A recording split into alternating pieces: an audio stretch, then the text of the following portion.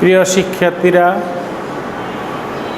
বর্ণমালা আদর্শ উচ্চ বিদ্যালয় কলেজের পক্ষ থেকে অনলাইন ক্লাসে তোমাদেরকে স্বাগতম। আশা করি এই করোনা মহামারী দুর্যোগের মধ্যেও তোমরা ভালো আছো, বাসায় লেখাপড়া ঠিকমতো করছো। আজ আমি তোমাদেরকে ষষ্ঠ শ্রেণীর বিজ্ঞান বিষয়ের 10ম অধ্যায়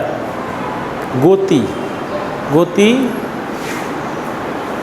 পাঠ অনুশীলন করাবো। আজকে সর্বপ্রথম আমি গতি কি এই ব্যাপারে বলবো। গতি কোনো পারিপার্শ্বিক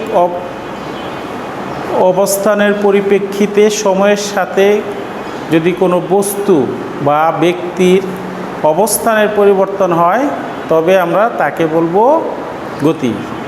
অর্থাৎ বস্তু বা কোনো ব্যক্তির যদি কোনো একটা পারিপার্শ্বিক অবস্থার পরিপ্রেক্ষিতে তার অবস্থানের পরিবর্তন করতে পারে তবে সেই বস্তুটার অবস্থাকে আমরা বলবো গতি। আর স্থিতি হলো যে পারিপার্শ্বিক অবস্থার পরিপ্রেক্ষিতে সময়ের পরিবর্তনের সাথে যদি কোনো ব্যক্তি বা বস্তুর অবস্থানের পরিবর্তন না হয় তবে আমরা ওই বস্তুর অবস্থাটাকে বলবো আমরা স্থিতি। পৃথিবীতে সকল বস্তুই গতিশীল, আবার সকল বস্তুই স্থিতিশীল। চরম স্থিতি বা চরম গতি বলতে পৃথিবীতে কোনো বস্তু নেই। আমরা খালি চোখে যে বস্তুগুলোকে স্থিতিশীল দেখি, আসলে পৃথিবীর এবং সূর্যের পরিপ্রেক্ষিতে ওই বস্তুগুলোও গতিশীল। কারণ আমাদের পৃথিবীটা সূর্যের চারদিকে প্রতিনিয়ত ঘূর্ণায়মান অবস্থায় আছে। সেই হিসেবে আমাদের এই পৃথিবীতে যত কিছু আছে সবাই গতিশীল। আবার এই ক্ষেত্রে সূর্য হইল প্রসঙ্গ কাঠামো। এই ক্ষেত্রে পৃথিবী হইল প্রসঙ্গ কাঠামো। পৃথিবীর পরিপ্রেক্ষিতে পৃথিবীর বস্তুগুলা সব গতিশীল। সূর্যের সাথে তুলনা করলে পৃথিবীতে যারা আছে, পৃথিবীতে যত বস্তু আছে সবাই গতিশীল। পৃথিবীর কোনো বস্তুই স্থিতিশীল না। সেই পরিপ্রেক্ষিতে পৃথিবীতে যা আছে সব বস্তুই গতিশীল, আবার কোনো বস্তুই স্থিতিশীলও না। এটা নির্ভর করে যে প্রসঙ্গ কাঠামোর উপরে। যে পর্যবেক্ষকের সাপেক্ষে কোনো বস্তু গতিশীল না স্থিতিশীল নির্ণয় করা যায় তাকে বলা হয় প্রসঙ্গ কাঠামো। এই প্রসঙ্গ কাঠামোগুলা কোনো একটা ব্যক্তি হতে পারে, কোনো একটা বাড়ি হতে পারে, দালান কোঠা হতে পারে। আপেক্ষিক স্থিতি বা আপেক্ষিক গতি এই জিনিসটা বোঝাবার জন্য আমরা একটা উদাহরণ দিতে পারি। যেমন বাস স্ট্যান্ডে গেলে, বাস স্টেশনে গিয়ে দাঁড়াইলে বাস স্টেশনে যদি কোনো একটা গাছ থাকে ওই গাছটা হইল স্থিতিশীল। আর গাড়ি যখন বাস স্ট্যান্ড দিয়ে চলে তখন ওই বাসটা হইল স্থিতিশীল। এটা আমি যদি বাস স্ট্যান্ডে গিয়ে গাড়ি এবং ওই গাছকে পর্যবেক্ষণ করি তাহলে আমার চোখে গাছটা হবে স্থিতিশীল আর গাড়িটা হইল গতিশীল।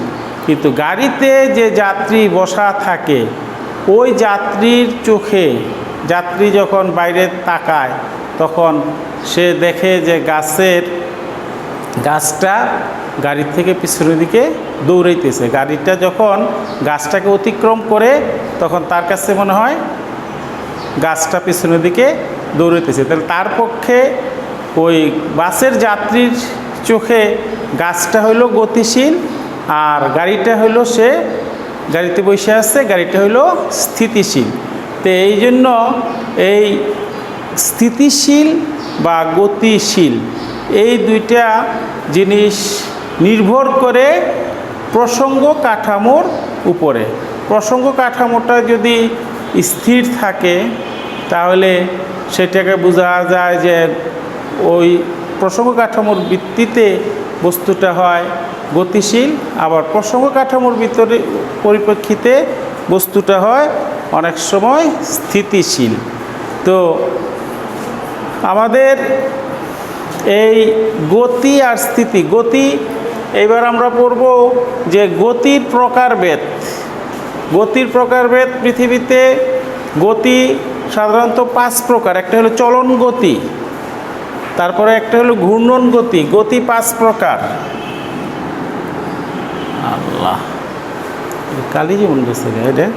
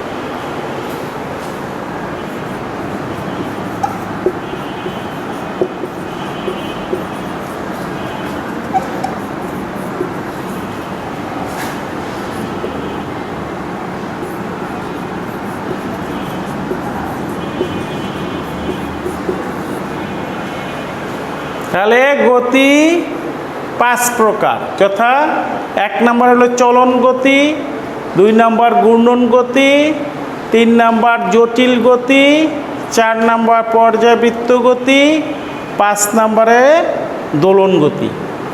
চলন গতি, চলন গতি কি?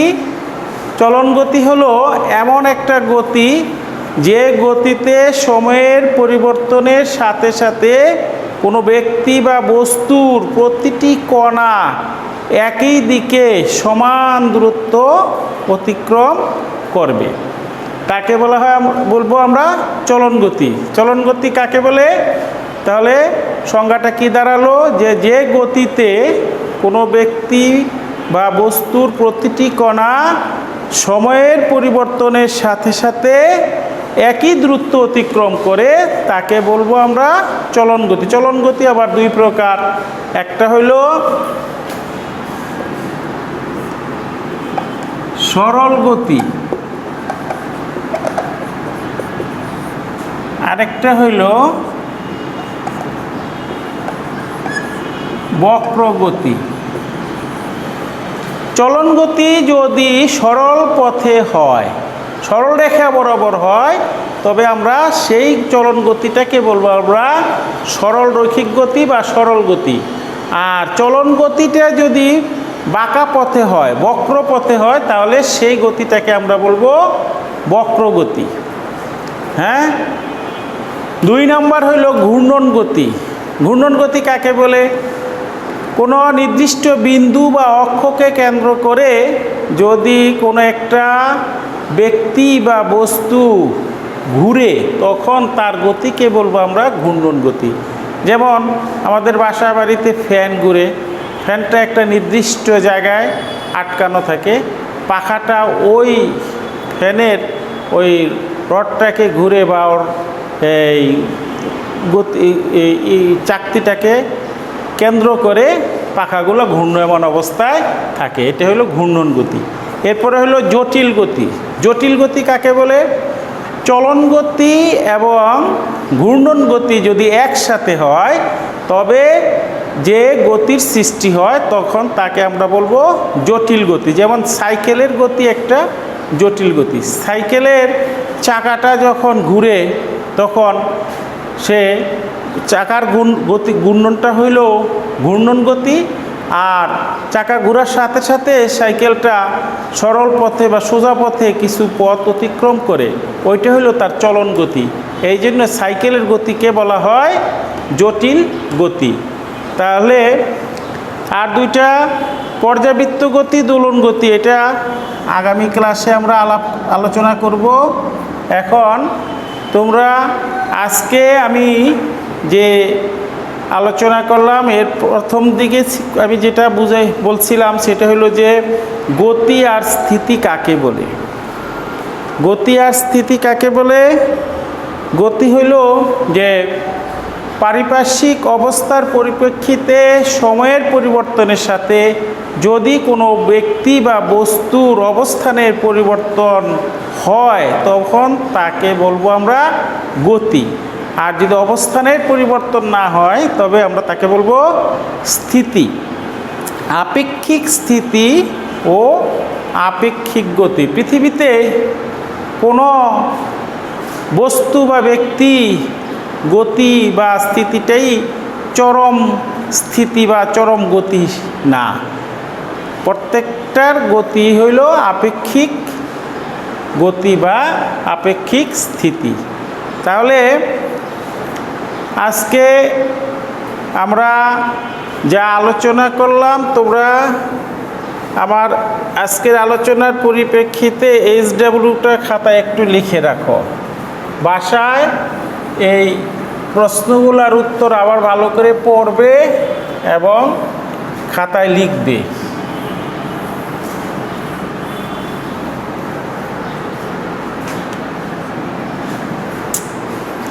কলমটা ভালো ছিল এটা।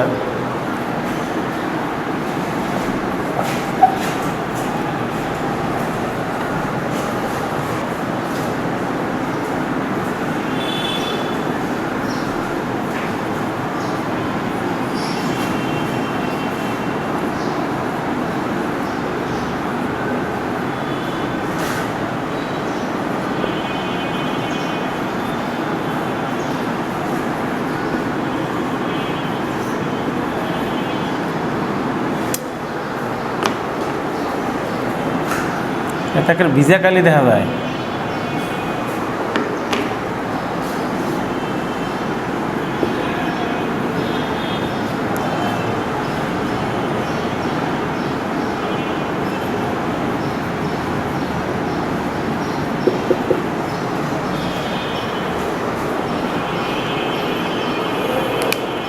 তাহলে আগামী দিনের SW কে গতি ও স্থিতি কাকে বলে? 2 নম্বর গতির প্রকারভেদ বর্ণনা করো। সবাইকে ধন্যবাদ। ভালো করে বাসায় লেখাপড়া করো, বাইরে বেশি বের হইবে না। ধন্যবাদ।